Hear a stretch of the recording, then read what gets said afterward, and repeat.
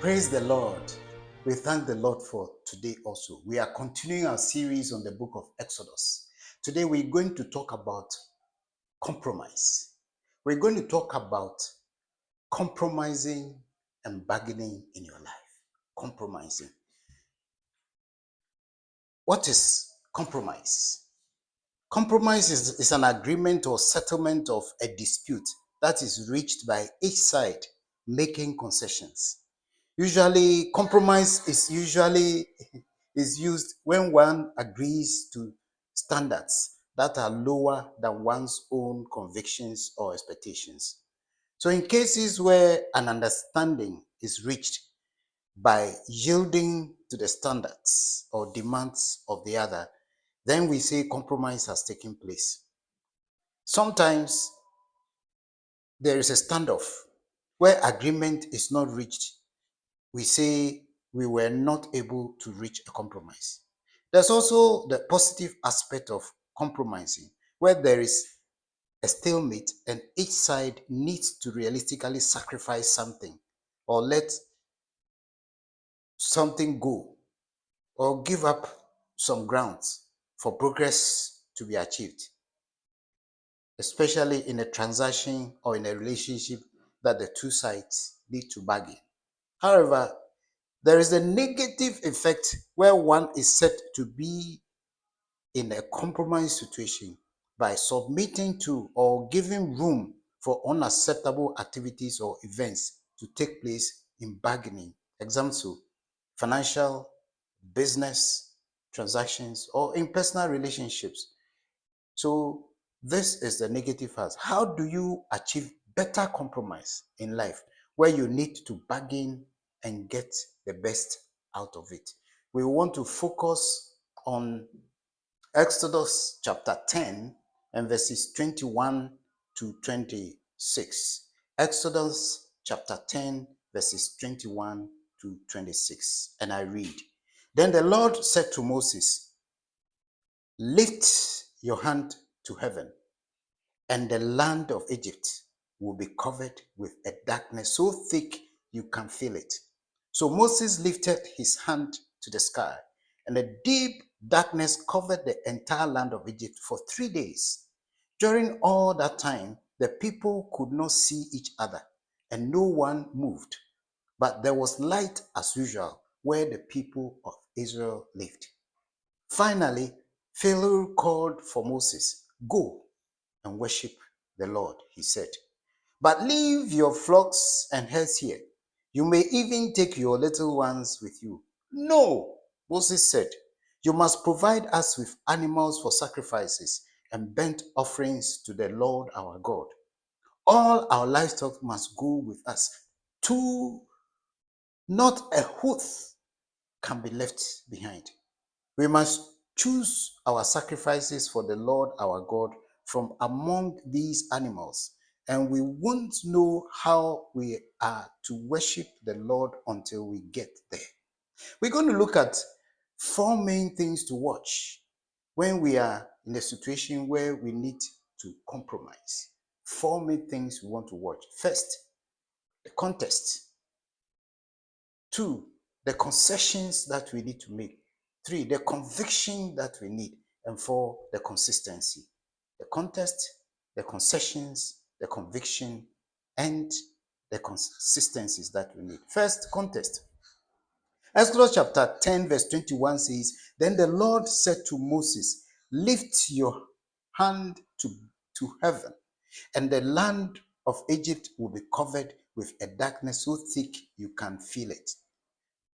And 22 of Exodus chapter 10 says, So Moses lifted his hand to the sky, and a deep darkness covered the entire land of Egypt for 3 days. During all that time, the people could not see each other and no one moved. You know, certain contexts or situations need compromise.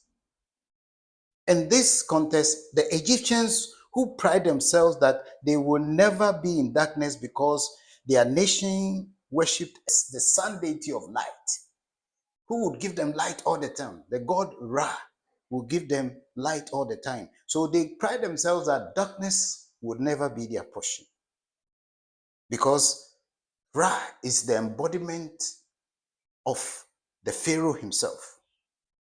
But now darkness has engulfed them, not for one day, not for 2 days, but for 3 days. And it is pitch darkness. They can't see each other. They don't see where they're going. The irony of it is that, in sharp contrast, the Egyptians can see light in the Israelite areas. When they look across the Israelite areas in Goshen, there is light. But when they look at their own Egyptians areas, where their god that they worship is a god which is called Ra, which is the sun god, there is pitch darkness. So the Egyptians were aware that the darkness is a problem that has been created unannounced. And there is a solution, and the solution demands a compromise because their divinity has been overridden, and there is the need to do something about the situation, or else the national emergency will be very catastrophic. So there's a context that when it comes, there's a situation that when it comes, you need to actually compromise. That is it. The second thing is concessions. Exodus chapter 10, verse 24 says, finally, Pharaoh called for Moses. Go and worship the Lord, he said, but leave your flocks and herds here. You may even take your little ones with you. When two elephants fight, it is the ground that suffers. Moses and Pharaoh are the two representatives in this dispute. They are the two elephants. Pharaoh realized that after 3 days of darkness, that the only way out is to make some concessions. He started with a declaration to Moses by saying, go and worship your Lord. That's the first concession. But he did not yield fully. It was not a full concession. It was not an unconditional surrender. He only gave some concessions and left out one major element that is needed in the bargain. He says, but leave your flocks and herds here. Leave the animals that you use for the worship, for the sacrifice here. You can even go with your children, further concession. You may take over your children and go with them. In the bargaining, you must not look for a win. In any bargaining that you do, in any compromise that you go in, there should be a win-win situation. There shouldn't be a win-lose situation. If I'm going to worship my God and I need animals to worship them, I cannot make a concession that I will leave my animals.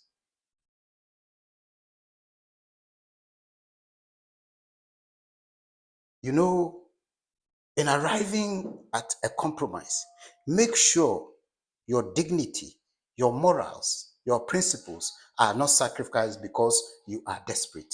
Desperation should not lead to loss of dignity. You hear me right? When you are desperate, that should not lead you to lose your dignity.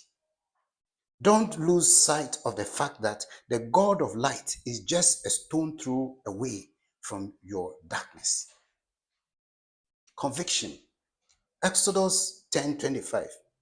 No, Moses said, in response to the concessions that Pharaoh has given. Moses' response, because of his conviction, was that, no, I don't accept your concessions. Moses said, you must provide us with animals for sacrifices and burnt offerings to the Lord our God.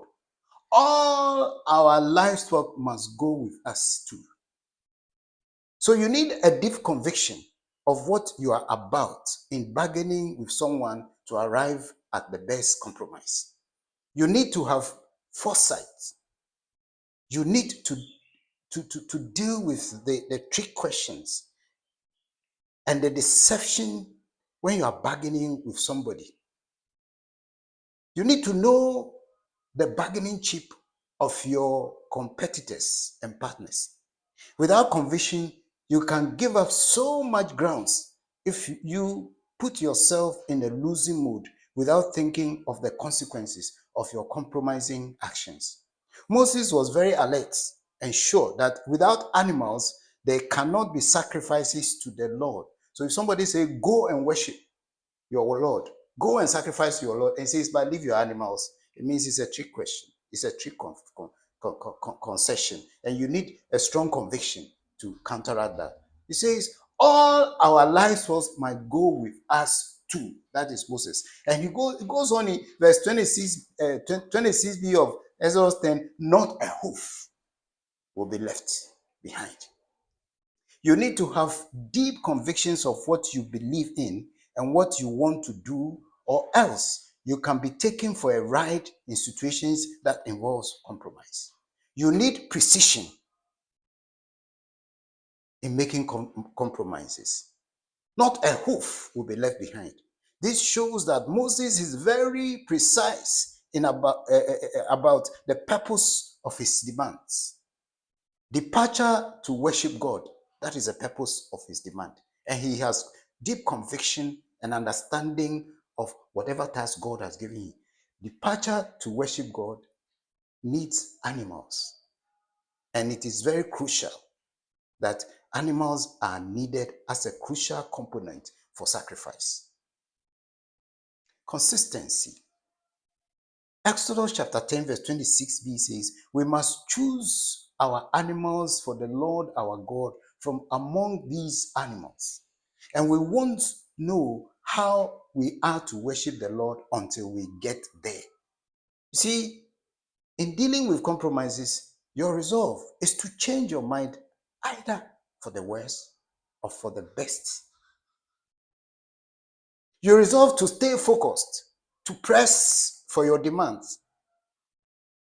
And this resolution to focus and press for your demands will be tested when you are actually trying to bargain with somebody so that you have a compromise.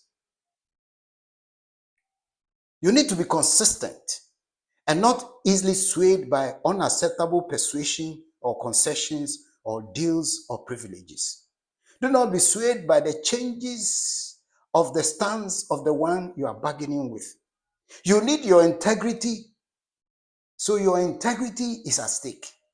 Your values are at stake. Your reputation is at stake. Your call mandate is at stake.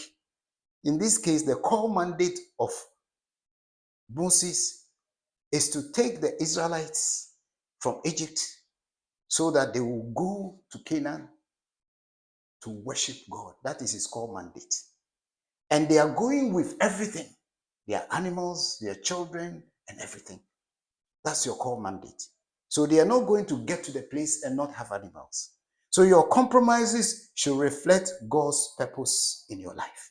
Your compromises should reflect God's purpose in your life. God's purpose in Moses' life is to be able to take the Israelites to Canaan, and there they have animals and everything to worship.